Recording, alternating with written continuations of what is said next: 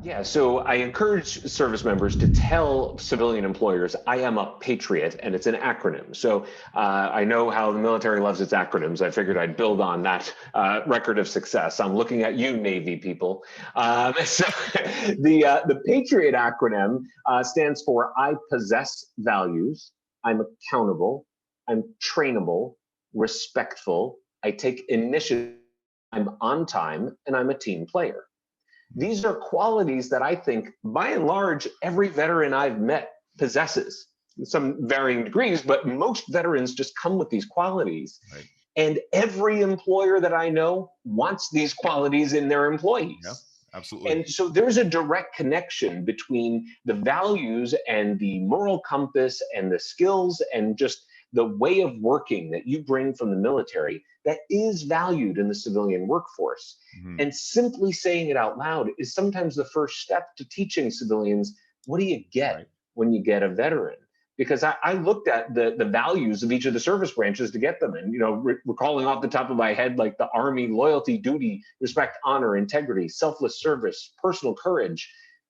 That's Right. what civilian people want as well. Right. We might not say loyalty and honor in our corporate ethos. Mhm. So the Patriot acronym is a way to build off of your Navy values, Marine Corps values, whatever they are, and talk about them in a way civilians will understand. So I really do want you to tell civilians, I am a patriot, because I think you are.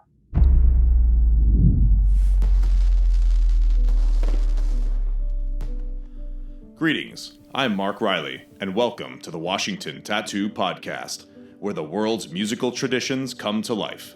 The Washington Tattoo is an international music and arts festival coming to the Washington, D.C. metro area.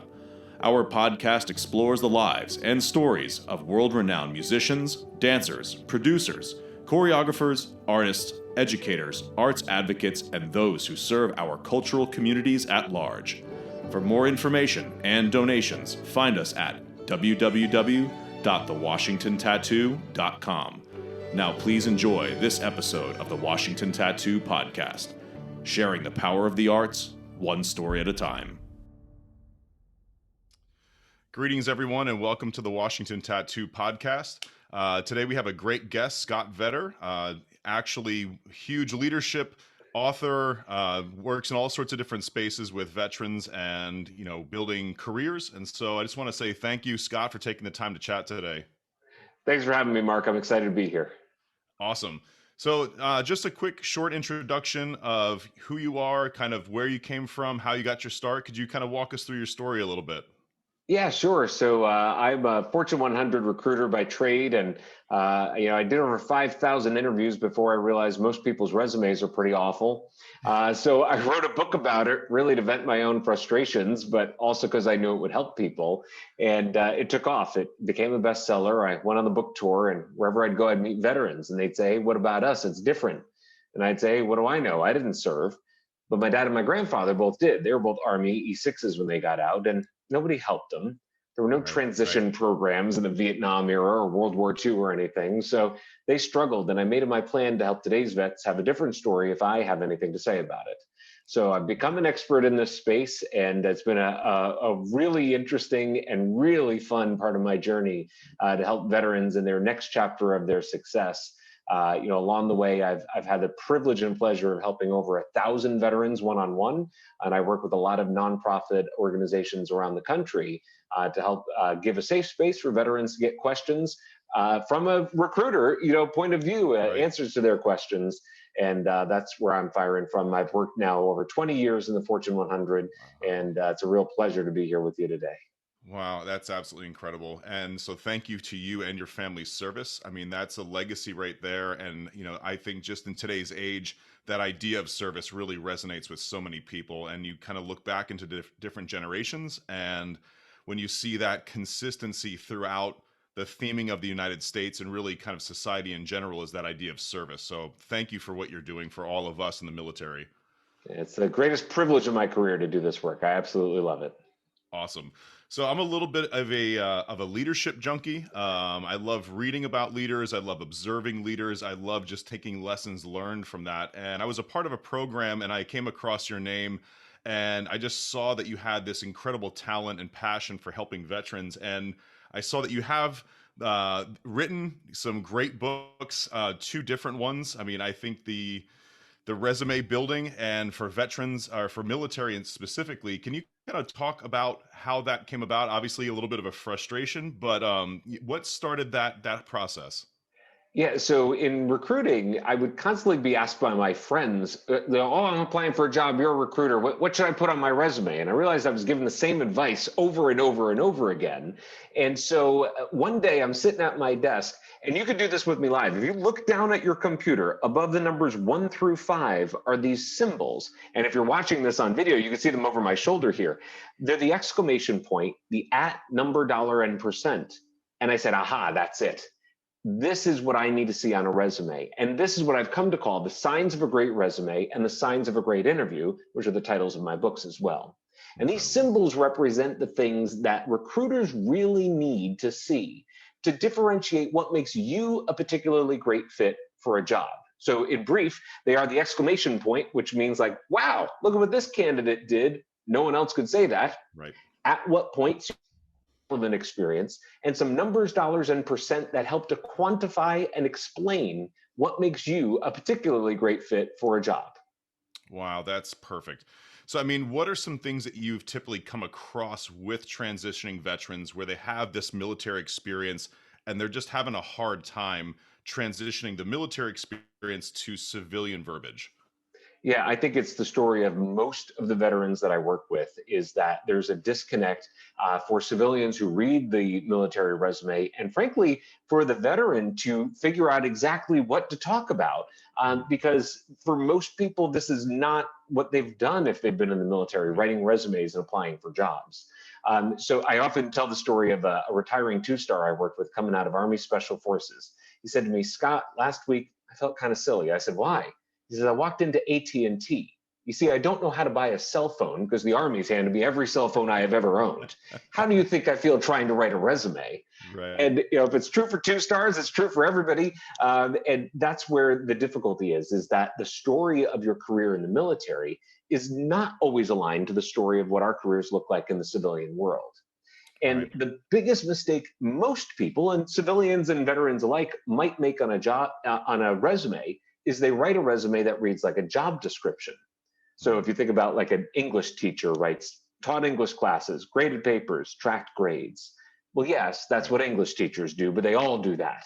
So if you now translate that over to just recanting your MOS onto your resume, and you're just writing, oversaw other soldiers, perform task as directed, accomplish the mission with, a safety record that was positive. Like a lot of those things apply to everybody.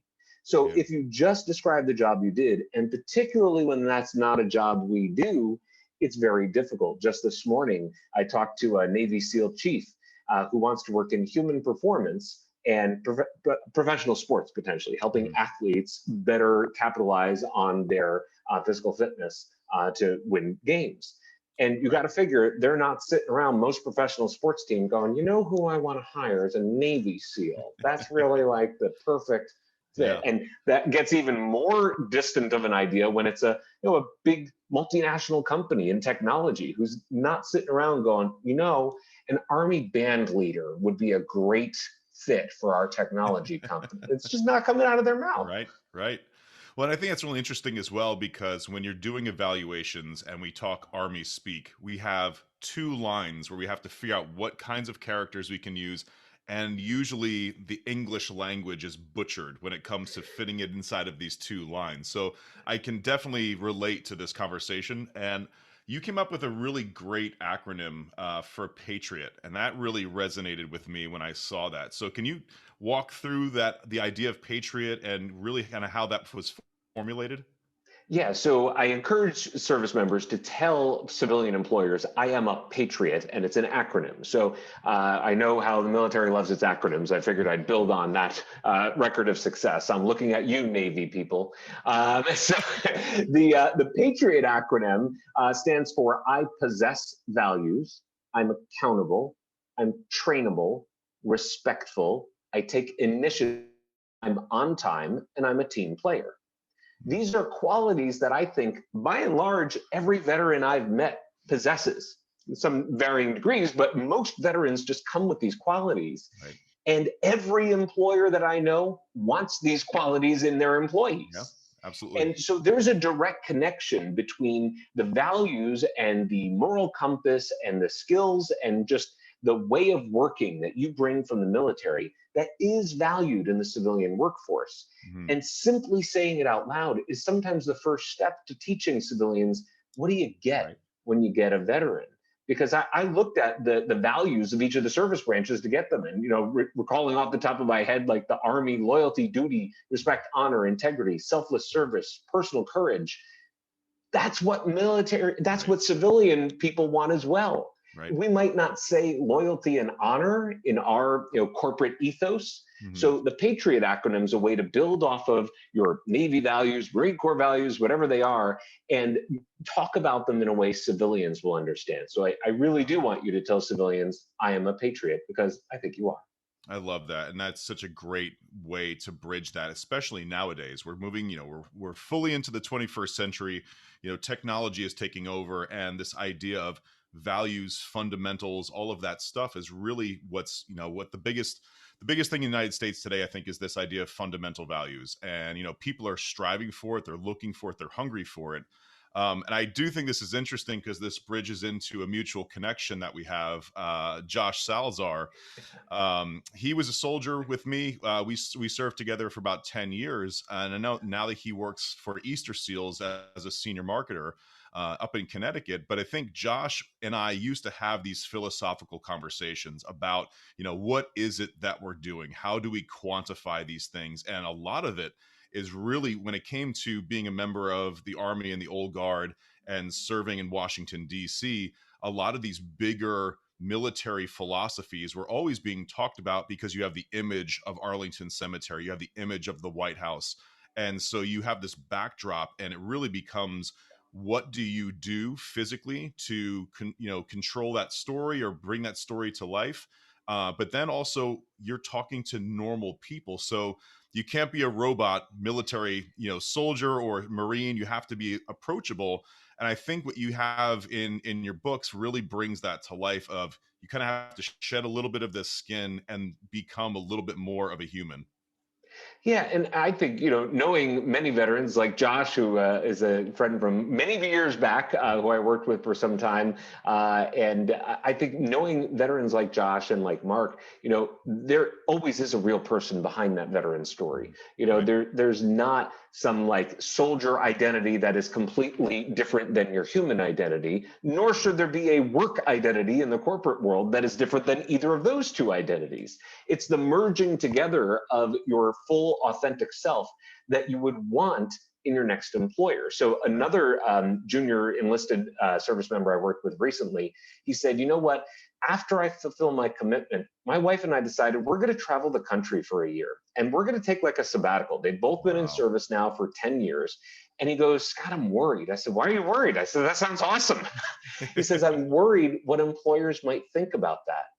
He says, the reason I'm doing it is because I'm aware of statistics that say veterans often find the wrong job right after service. So I want to take some time and figure out what's right for me and my family and explore this great country I've been defending for the past decade. And I Yeah. said, man, the right employer is going to appreciate that you did that.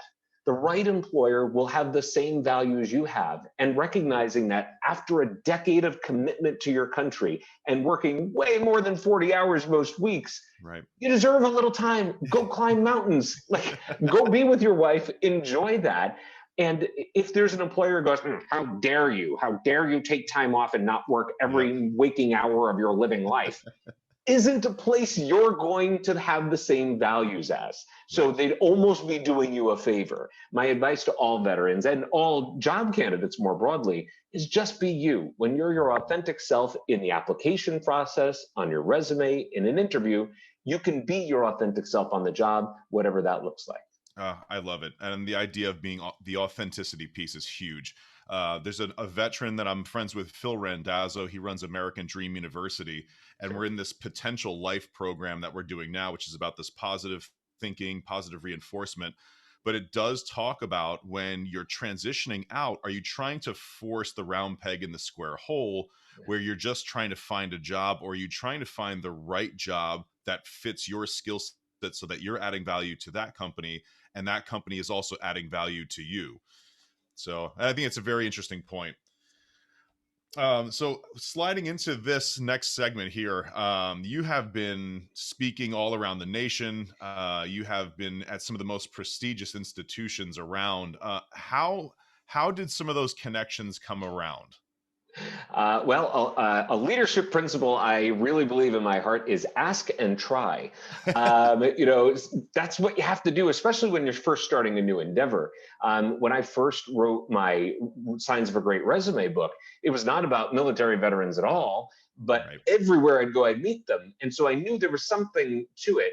And there was a program I attended called the Veterans Institute that was put on to help civilian employers understand what it's like to engage veterans in the workforce. Right. And I just attended as a participant. I signed up and said, I want to learn more. And the keynote speaker was First Lady Michelle Obama, who at the time had just launched the Joining Forces program with our now First Lady, Dr. Jill Biden. Wow. And when Mrs. Obama spoke, what she described was some of these gaps in translating vernacular and jargon on resumes, and really a lack of clarity in the story, like I think I've been alluding to. And that resonated with me. So I knew I had to meet her and make the introduction, but the receiving line was full. I was laid up to the front of the room. Right. And I decided then and there was a potted plant that needed to die that day. And so I stepped my foot right into a potted plant in the front where there was an open gap. And I introduced myself to the First Lady and to her team, also more importantly, that was running the Joining Forces program. And that's how I earned my first house, to really go and collaborate as an expert in this space on resumes from a civilian employer's point of view. And that then led me to many other engagements, including meetings at the Pentagon. I attended the National Security Seminar at the Army War College, the last one they had in 2019. And then ultimately, I started this work with these nonprofit organizations, which led me to many clients in high-profile jobs within the government and military, many of whom at this point have been directors on the National Security Council, and invited me back to the previous administration.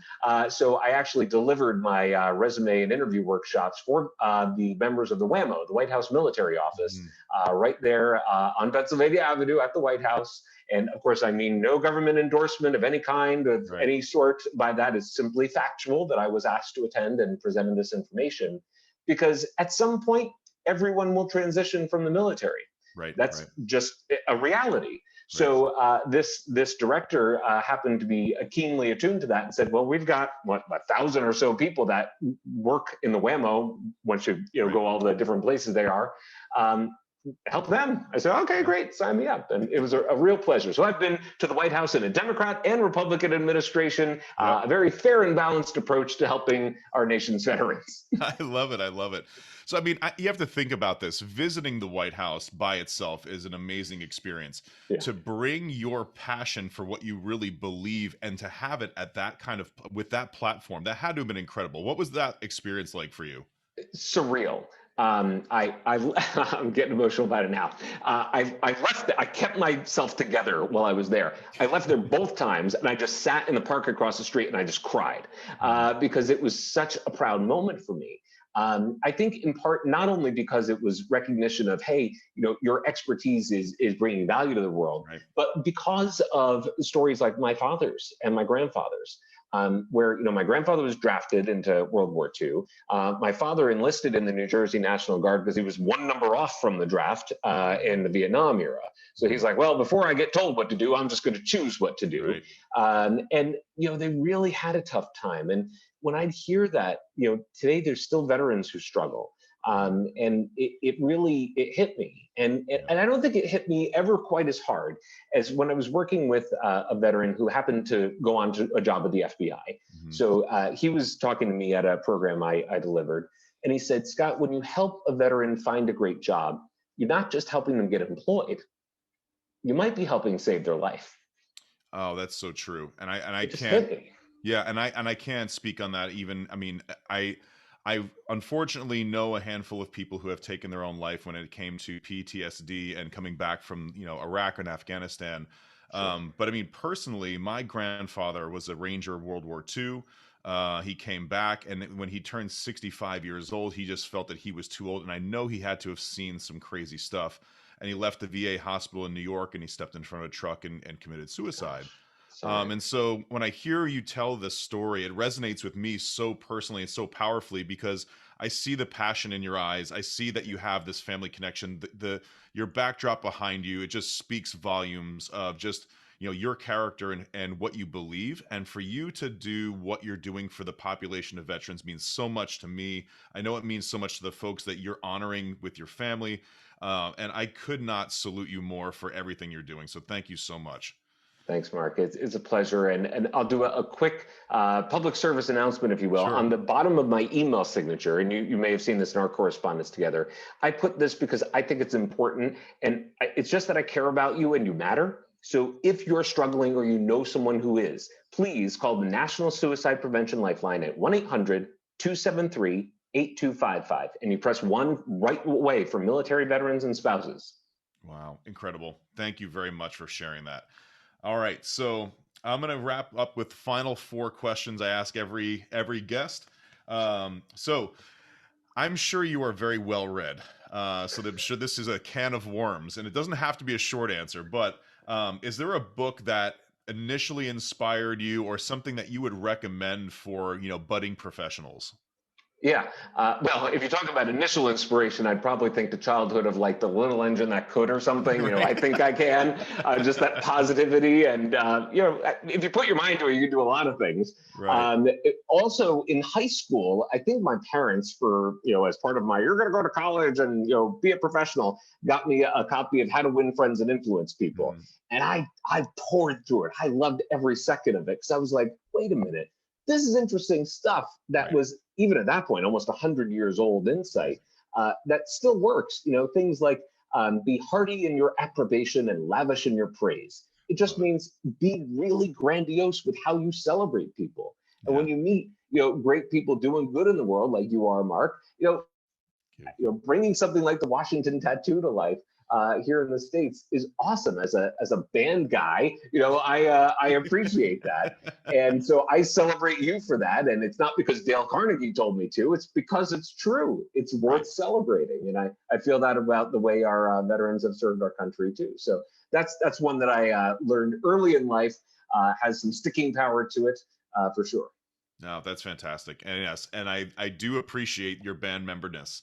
I think that's also one of those things where you start to balance out discipline, creativity, how that works together, systems. And yeah, as a little one being in 6th grade band, it kind of shaped my life in a way I could never have imagined. Me too. Great. Do you have a favorite business book? Well, at the risk of avoiding self-promotion to say signs of a great resume and signs of a great interview, Veterans Editions, I think a really impactful one that a lot of service members and civilians that I work with use in their transition is called Designing Your Life. And it's by a couple of designers at Apple who became Stanford professors who now teach a class called Designing Your Life. And kind of their philosophy was, could you apply the principle we use to designing computers into the way you design your career and everything around it? And so it's a good way to kind of get towards your purpose and understand a little deeper than your kind of day-to-day responsibilities at work, like what really drives you. And over the years, I've been able to articulate the purpose of my career. And I didn't come to this easily, but it's that I help people, especially veterans, find success in their careers. Right. If I'm doing that, I feel fulfilled. I'm good at it. I have skills that relate. People will pay me to do that. And so it will be something that guides the decisions I make about what jobs I'm willing to do. I get calls periodically saying, hey, would you come think about doing this job? And I put it through that filter first. And I go, if that's not going to be something that helps me help others find success in their careers, why would I do that? And so I think that's an important component to particularly a veteran transition when you're leaving a career that is very purposeful and has this higher meaning and sort of the spirit of serving a grander mission than oneself. There's a big ledge to that in terms of the civilian career, and it's not as clear what the purpose is. So to that I invite, create your own and figure out what that is for you. And then you can use it as a filter to make decisions in your career one step after another. Oh, that's fantastic. And I mean, that also speaks very highly and similar to Simon Sinek with, start with why and have, the idea is to inspire others to inspire, and find your reason why. And I think, it's just a very powerful conversation to have these days. Great. All right. So any hobbies? Well, I do enjoy music. I was a pianist growing up, and I really think a lot of the trajectory in my career I owe to what I think was kind of a self-serving move by the middle school band director. He said, "Scott, I need a pianist in this like stage band, jazz band we had." I said, "Cool, I've never been in a band. I'm in 7th grade. I'll join." He says, "And you know what? Piano players make great tuba players." I said, "What?" He goes, "Oh, yeah, totally." And he needed a tuba player, obviously, for the orchestra, the wind ensemble. And so I said, "Why would I want to play the tuba?" He says, "Well, not a lot of people do. And colleges recognize that, and there may be scholarship money in it." And I said, "Oh, really?" So I went home. I go, "Mom, did you know that piano players make great tuba players?" She goes, "What? Why would you want to play the tuba?" I said, "There may be scholarship money in it." And within a week, there was a sousaphone in my room. Wow, that's great. I love it. It's the same thing that happened with me. I was a terrible high school student, and it just turned out I was lucky enough, decent enough to play drums, and then got a scholarship going to undergrad. And I think that's the opening of the door, right? Get some scholarship, get an education, and then try to figure out the rest of life after that. Sure thing. Excellent. So last question. If people want to find out more about you and your projects that you have going, where can they go to find more out about you? Sure. You can just go to scottvedder.com. I'm sure we'll provide a link with more information. And of course, I'm very open about LinkedIn networking. So if you connect with me on LinkedIn, I'm happy to connect. The beauty of that is my network becomes part of yours. And now there's that, certain degrees of separation game you can play that helps you connect to others. And that's another powerful strategy in transition. Just using LinkedIn to figure out, all right, what's the Venn diagram between people who are doing stuff you might like to do and have done stuff you've already done. And so LinkedIn's a great gateway to new relationships using one of the most powerful networks you already have as a veteran, which is your fellow service members. Right. Yeah, absolutely. Fantastic. I mean, there's networking events all throughout DC, and LinkedIn is just the big push because you never know. You shoot someone a message, they respond, and all of a sudden magic happens. Yep. Excellent. Well, Scott, thank you so much for your time today. I know you're very busy, and I really appreciate it. I know the listeners really appreciate your insight on all this. And so everyone, please go check out Scott and his books. And I just want to say thank you again for everything you're doing for the veterans community. Thanks, Mark. Take care. All right. Bye-bye. Greetings again, everyone. We just wanted to take a second to say thank you to Seif Studios for their creative media. If you want to find out more about Seif Studios, look them up on www.seifstudios.com. We'd also like to say thank you to our educational partner, ProLogix Percussion, American-made drum pads. They're doing a special discount code for our listeners today. So if you go to www.prologixpercussion.com and type in TWT20, you will receive 20% off your entire order. So thank you very much for tuning in today, and please check out our supporters.